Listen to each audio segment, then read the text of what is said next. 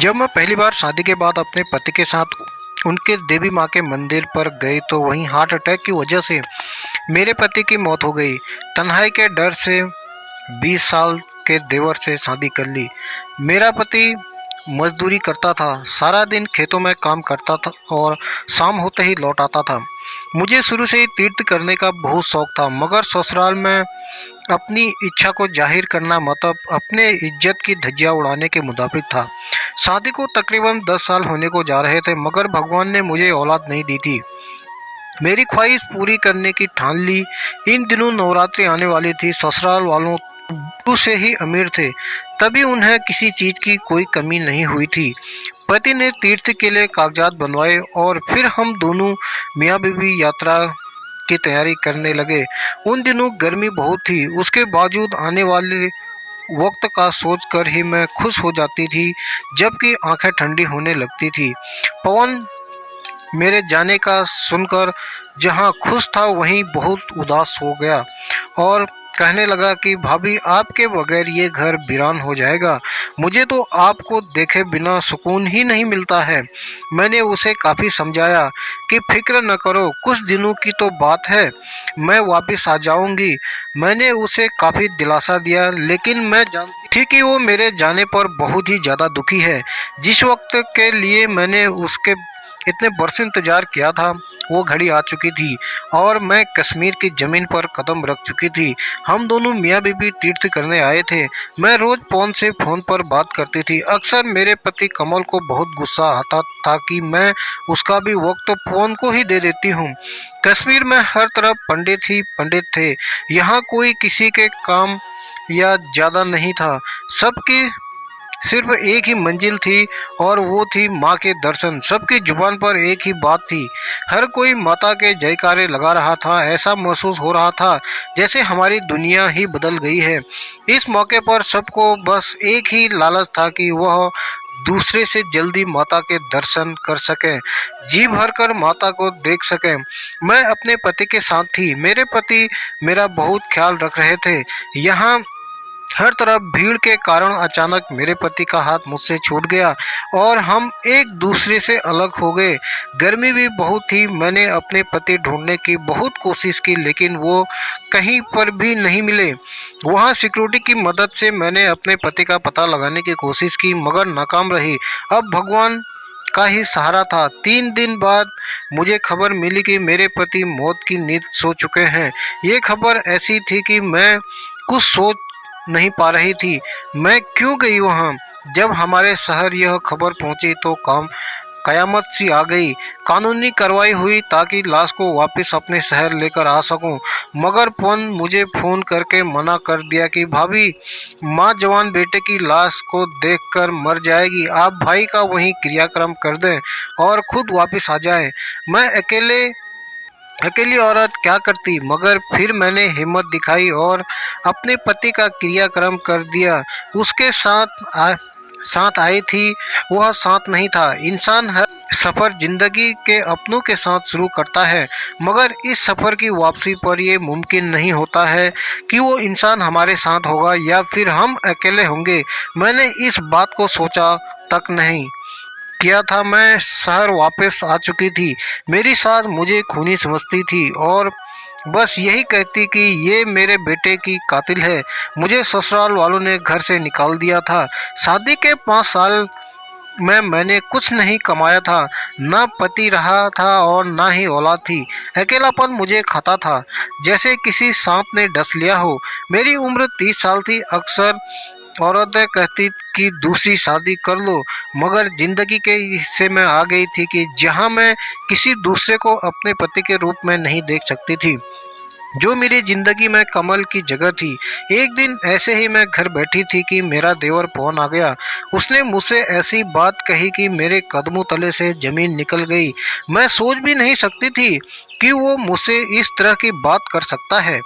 उसने मुझे कहा कि भाभी, मैं चाहता हूँ कि आप मुझसे शादी कर लें। मैं जानता हूँ यह बात गलत है, लेकिन मम्मी बहुत बीमार रहती है, आपको अकेले नहीं छोड़ सकता मैं।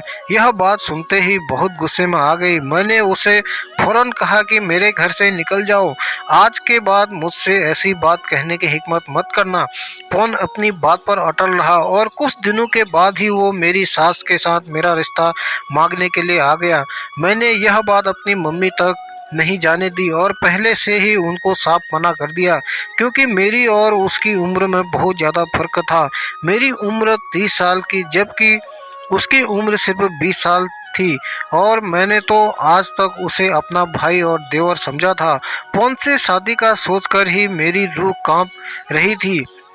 मेरी माँ तक यह बात पहुँची। उसने कहा कि बेटा, इतने अच्छे लोग हैं, तुमने 5 साल वहाँ गुजारे हैं, वो खाते पीते लोग हैं, तुम्हें वहाँ किसी किस्म की कोई परेशानी नहीं हुई, आज तक तुम बे औलाद हो, ये ताना भी किसी ने नहीं दिया। तुम पवन के साथ शादी कर लो। उन्होंने अपना दुपट्टा उतार कर मेरे कदमों में रख दिया और मुझसे विनती की कि मैं ये शादी कर लूँ। माँ बाप अपनी औलाद पर इस तरह से दबाव डालते हैं। जब इनसे कोई बात नहीं बनती तो माँ अपनी पगड़ी या फिर माँ अपना दुपट्टा कदमों में डाल देती है। फिर इंसान बहुत ज़्यादा मजबूर हो जाता है, जिससे उसे कुछ भी समझ नहीं आता।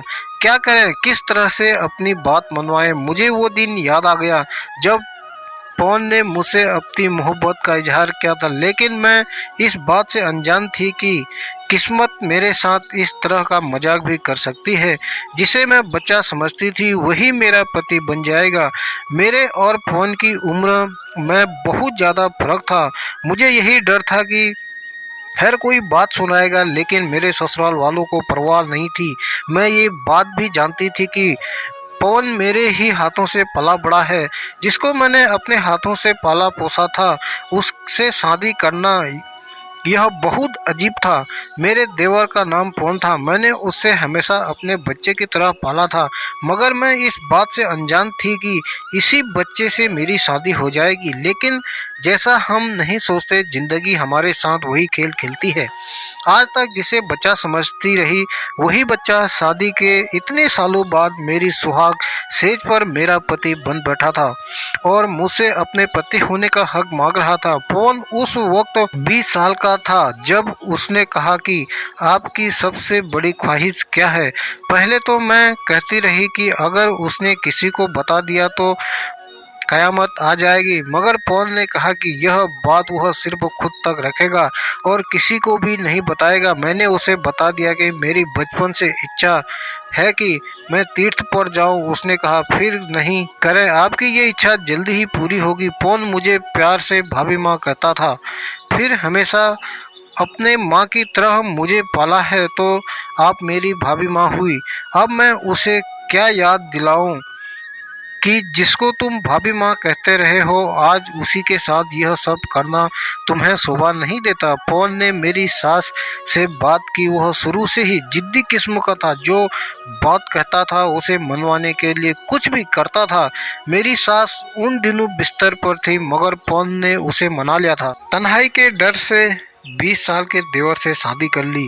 देवर रात होते ही मेरे जिस्म के निचले हिस्से को मेरा 20 साल का देवर बार बार मुझसे अपनी प्यार का इजहार कर चुका था। मैं उसकी बात को थोड़ा सा भी सीरियस न लेती। बच्चा ही तो है, क्या कर लेगा। मेरा पति, जो किसी जमाने में मेरा देवर था, वो रोज की तरह आज भी मेरे कमरे में आकर मेरे जिस्म के निचले हिस्से को इस तरह से देख रहा था कि मैं शर्म से पानी पानी हो गई। और उसके बाद उसने अपना मनपसंद काम किया। मैं उसे लाख मना करती रही कि भगवान के लिए यह काम मत करो, तुम्हें नहीं पता गलत काम है और मैं नहीं चाहती कि तुम यह करो। उसने मेरी एक न सुनी और अपना काम जारी रखा। मैंने जोर से अपनी आंखें मीच कर रखा और उस अपने पति को याद कर रही थी, लेकिन देवर तो पति के दर्जे पर था। वह अपने काम में मस्त था। काम खत्म करने के बाद उसने कहा कि मुझे मना नहीं किया करो, तुम जानती हो ये काम मेरा पसंदीदा है। मैं उससे किए बिना नहीं रह सकता। उम्मीद करता हूँ कि तुम मेरे भाई को भूल चुकी होगी और मेरा अब इस काम में साथ दिया करो। उसके दोस्त भी उसे चिढ़ाया करते थे कि उसकी बीवी उससे बहुत प्यार करती होगी। कभी उसकी बीवी जब तक तुमको गले नहीं लगाता तो रात नहीं बनती होगी। उसकी ऐसी बातें सुनकर मेरा पूरा जिस्म पसीने से भीग जाता था। मैं खुद पर बहुत कंट्रोल रखी थी, मगर जब सफ़र खत्म होता तो फूट फूट कर रो पड़ती थी। मुझे वो दिन याद आ रहा था जब बेंगलोर में पवन के साथ पहली भी रात गुजारी तो वह गैर मर्दों जैसे काम करना शुरू कर दिए थे। मुझे लगता था कि जैसे ये सब फिल्मों में देखता है, बिल्कुल वैसे ही मेरे साथ करता है, मगर जिंदगी उससे बदतर होती है। दिन ब दिन मैं एक अजीब सी दलदल में धंसती जा रही थी, जिसने कुछ ऐसा मोड़ लिया था कि मैं सोच भी नहीं सकती थी। ये गुनाह होते हुए अब मुझसे देखा नहीं जा सकता था, मगर मैं जब भी अपने पति को मना करती, वो मुझे मना देता था। मेरी शादी को तकरीबन 10 साल हो चुके थे। शादी के बाद ही मेरे सास ने अपनी आखिरी बच्चे यानी मेरे देवर को जन्म दिया था। पहली औरत उम्र के आखिरी हिस्से तक बच्चे पैदा करती थी। मेरी सास ने भी अपना 7वां बच्चा बुढ़ापे में जन्म दिया था, मगर भगवान की करनी ऐसी हुई कि देवर ने जन्म के बाद सास बीमार पड़ गई। उस वक्त वह बच्चा 6 साल का होगा। वह उसकी देखभाल नहीं कर सकती थी। सारा सारा दिन देवर रोता रहता तो कभी भूख से बिलखते रहता। मुझसे छोटे बच्चे का रोना नहीं देखा जाता। तभी उसको पालने की जिम्मेदारी ले बैठी। मेरी सास मुझसे बहुत खुश हुई कि वो तो मेरी तारीफ करते हुए नहीं थकती थी कि मैंने उसके बेटे को दूसरी जिंदगी दी मैं है, क्योंकि मैं उसका ख्याल रख रही थी, उसे हर बुरी हवा से बचाए रखती थी। पवन, भगवान के लिए ये काम न किया करो। तुम रोज इस तरह से मेरे साथ बदतमीजी करते हो, मुझे जरा भी अच्छा नहीं लगता है। तुम्हें मैंने कितनी बार मना किया है कि यह बात गलत है। उसका रोज का माहौल था कि वो अपना मनपसंद काम किया करता था। मेरी आदत थी कि मैं उसे पवन बेटा कहकर पुकारती थी।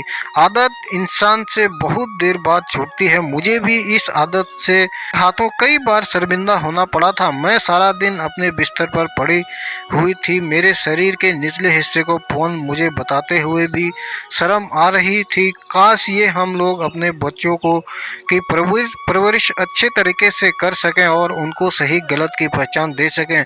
मुझे अक्सर लगता था कि पवन की परवरिश में मुझसे कोई कमी रह गई है, लेकिन नहीं। मैं यह क्या सोच रही हूँ, अब तो वो मेरा पति है।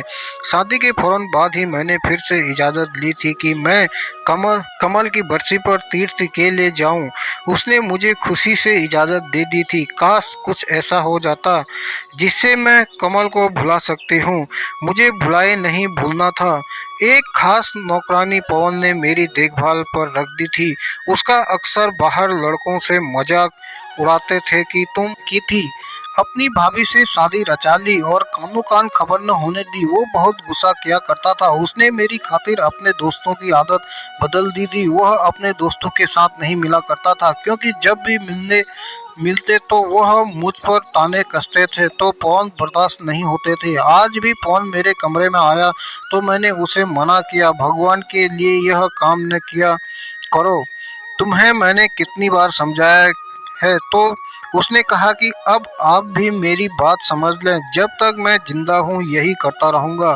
उसके बाद मेरी आंखों से आंसू गिरने लगे। मैंने अपनी टांगों की तरफ देखा तो मुझे वो दिन याद आने लगे जब मैं अपनी टांगों पर सही सलामत चलती फिरती थी। अब तो मेरी टांगें ही नहीं रही थी। मैं अपाहिज लड़की हो चुकी थी, जिसका सिर्फ इस दुनिया में अब पवन ही सहारा था। मुझे हर काम के लिए तो किसी नौकरानी की जरूरत पड़ती थी। जब मेरी पवन के साथ शादी हुई थी तो उन दिनों मैं दुनिया में से बेगानी हो गई थी। बाजार से वापस आ रही थी कि रास्ते में मेरा एक्सीडेंट हो गया, जिससे मैं अपनी दोनों टांगों खो दी। जब से मेरी टांगें नहीं रही थी, पवन रोज रात को आते ही सबसे पहले मेरी टांगों की मरहम पट्टी क्या करता था, जिन्हें कई महीने हो चुके थे अब भी नहीं भरे थे। मुझे आज तक ये सिखाया गया था कि पति की जगह कदमों में नहीं होती, बीवी पति की गुलाम होती है। पति कोई भी हुक्म दे तो उसको फौरन मानना पड़ता है, लेकिन पति बीवी का गुलाम नहीं होता है। मैं तो आज तक इस बात को ही मानती आ रही थी, इसलिए पवन को मना करती थी। जब मैंने यह बात पवन से कही तो उसने मुझे चुप कराया कि और फिर उसने मुझे कहा कि आप गलत सोच की है। मियाँ बीबी दोनों का एक दूसरे के बराबर का हक होता है। ऐसा नहीं है कि पति का दर्जा ज़्यादा है और बीवी का कम है। दोनों ही एक गाड़ी के पहिए हैं, एक खराब हो जाए तो गाड़ी नहीं चलती है। पवन मेरा बहुत ज़्यादा ख्याल रखता था। उसने कभी एहसास ही न होने दिया कि मैं अपाहिज हूँ। लेकिन पवन ने मुझे अपने प्यार से यह साबित कर दिया था कि मेरी टांगें नहीं है, लेकिन पवन मेरा सहारा है और जिंदगी के हर मुकाम पर वो मेरा साथ देगा। मैं भी उससे प्यार करने लगी थी। हम लोग हमेशा अपनी बेटियों को यही कहते हैं कि पति सब कुछ होता है, जबकि ऐसा कुछ भी नहीं है। पति अपनी दोनों एक बराबर हैं। सिर्फ एक दर्जा पति को दिया गया है कि अगर भगवान के बाद किसी की पूजा होती है तो पति की होती है। अगर बीवी बीमार हो गई है या उसका कोई शारीरिक तकलीफ है तो पति उसकी लाठी होता है कि उसकी मदद करें या उसकी दिनचर्या करें। एक लंबी आजमाइश के बाद मैं जिंदगी की तरह लौट रही थी और इसकी वजह सिर्फ और सिर्फ पवन था। भगवान ने मुझे पवन जैसा अच्छा जेवर दिया था और वो खुद मैं कमल की कॉपी था। किसी ने कहा था कि अगर आपके अपना प्यार कहीं खो जाए तो वही प्यार किसी न किसी सूरत में आपको वापस मिल ही जाता है। मुझसे पुराने कमल को छीना था, मगर उसके रूप में ही एक बहुत ही अच्छा देवर दिया था। कमल भगवान की चीज थी, उसने वापस ले ली और पवन जैसा पति दिया था। काश कि आज मैं जिंदा होती तो अपनी आने वाली नस्ल को देखकर कितना खुश होती, लेकिन मैं अपने बेटे जैसे देवर का घर बसाते ही इस दुनिया से चली गई थी। तो दोस्तों, आप लोगों को मेरी कहानी कैसी लगी? अगर मेरी कहानी अच्छी लगी तो लाइक करें, कमेंट करें और मेरे चैनल पर आप नए हैं तो मेरे चैनल को सब्सक्राइब करें, शेयर करें। धन्यवाद।